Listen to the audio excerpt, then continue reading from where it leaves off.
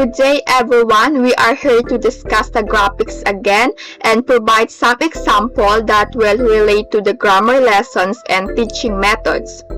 Graphics is a grammar of a language that allows you to combine words into meaningful sentences, so it can be better for the students to analyze this by providing line graphs. To enhance their understanding using of this line graph, as well as to understand the variables, percentages, or labels of the special vocabulary. It can be helpful for them to use the simple, past, perfect, and future tense. The grammar of graphics provides us structures and graphical elements to figures that displays data in a meaningful way. Basically, the grammar of graphics provides us structures to combine graphical elements into figures that display data in a meaningful way. So, as you can see, as mentioned earlier, the graphics focus on graphic aids and language practice. The graphs are to show trends or ups and downs over a period of time.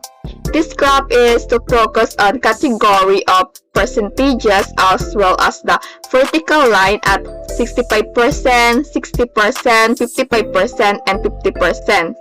Usually, the main focus of effective visualizations in the grammar of graphics is to show the specific category to the alignment of percentages, trends, and statistics. To enhance the capability of the students to understand, the teacher should ask them to present a general review of the topic by asking the following questions and presenting an interpretations of the graphs. The following questions is: number 1, how to use it in the classroom. Number 2 is how to form a new sentence using only a visual tool. Number 3 is how helpful was this line graph during the discussions. As well as the example line graphs is presented voter participations in the United States, percentage of eligible U.S. voters casting ballots and presidential elections. The next slide is how to use it in the classroom. Basically, the line graph can be presented to students for interpretations. So the student should analyze and interpret the following line graphs to prepare them to analyze of the following presented. This can be helpful for students to understand the line graphs by providing a special vocabulary. It is better to the students to understand them to focus on the sentence structures. It is the other way to distinguish simple past and present perfect tense. It depends on the teachers of how to teach their students to the formulate of the sentence structures using the following tenses. So, this is the provided example. As you can see here, this is the first example that we provided.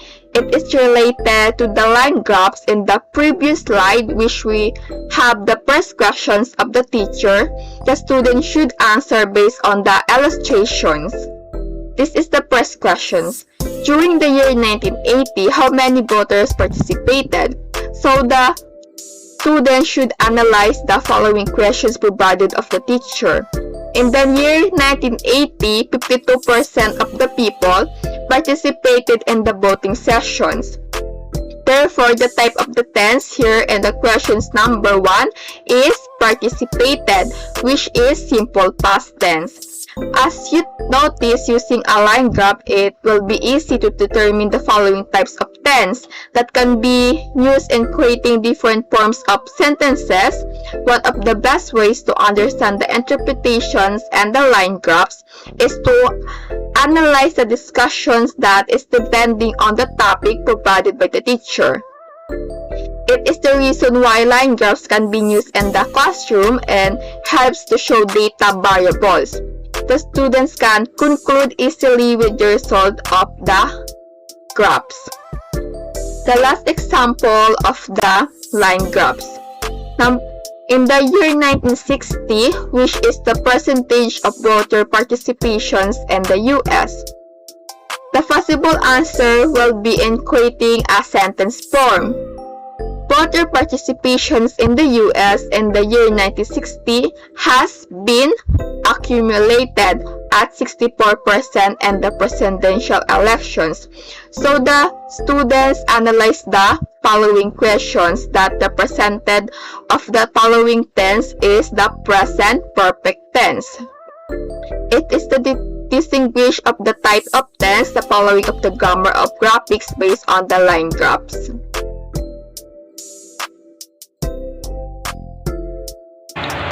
Hi, good afternoon. I am Annie G. Borbe. So now, let's move on to schedule. So, in schedule, this is focused on how we use preposition in a sentence. So, we can teach preposition using a schedule to demonstrate the relationship between the two words in a sentence. So now, let's move on to the examples of preposition using a schedule. Number 1. On bus number 3, you can travel from Ocean Park to SM Mall. We all know that the word from is preposition that refers to the place, someone, or something to start or organize. Number 2 example. On bus number 3, you can travel between Ocean Park and SM Mall. We all know that the word between is preposition to refer to the differences that separate the two places.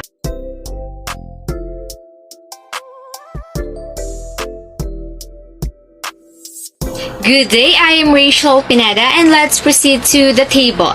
Table represent facts and figures in a row and column format which makes the data easier and faster to read and compare. Tables are fairly simple to use, consisting only of a few columns and rows or order hierarchies.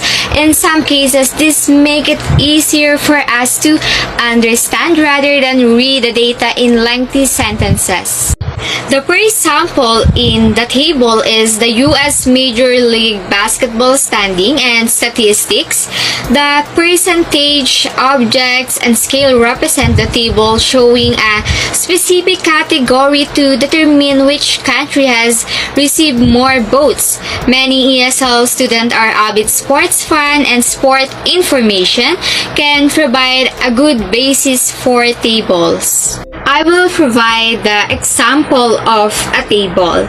In Eastern Division, St. Louis gathered data in weight of 96 and length of 56 that equivalent to 0.632. So the student can analyze and provide the explanation. So gathered is the simple past tense.